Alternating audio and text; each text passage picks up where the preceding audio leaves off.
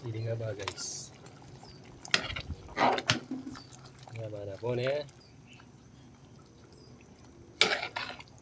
Yun o, hugasan natin hanggang sa luminaw yung tubig para malinis na malinis.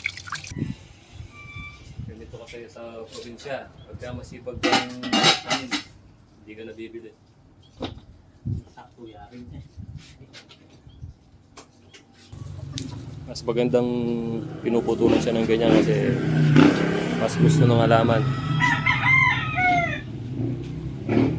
Oh, sarap ng batswi, maraming daon ng sili.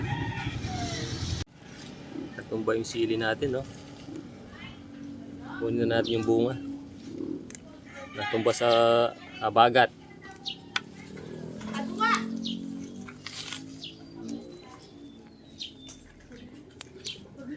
Yan o. Pag may tinanong, may ali. Okay, bus mo lang to. Yan naman. Isa na natin mga idol.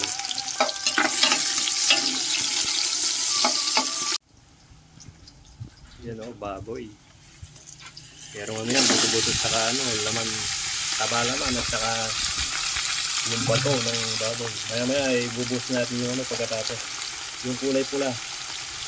Ating tabi sa mga hindi kumakain ng kulay pula. Ano natin banditin.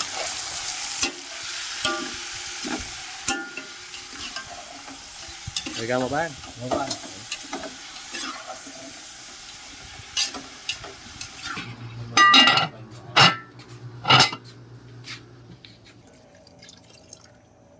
Buhos na natin yung biyon. Kanya-kanyang trip lang yan guys ha. Mamaya yung miswa pag malambot na yan. Maalat kasi yung miswa kaya hindi muna namin nilagay. Kape para no? Oh. Tsaka tayo magkape na habang hinihintay natin yung lumambot yung batsui. Lagyan natin ng konting miswa.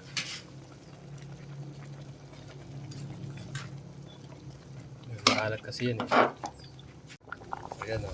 Down ng sili. Marami mga idol. Pagkalagay niyan, pwede na natin tanggalin yung apoy para hindi siya ma-overcook. Okay. Yan mga napuli.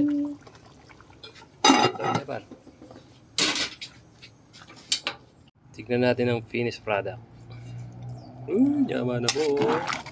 Batsui na may bihot mga idol. Ayan o, gustong gusto ng mga Koreano yung mga noodles na ganyan. Okay. Ngayon na mga idol. Luto na yung batsui natin.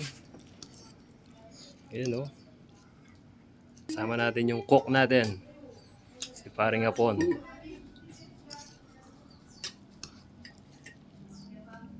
Yaman na po. May ba yan may bato. First bite, yung bato, yung gusto ko. Naman na po.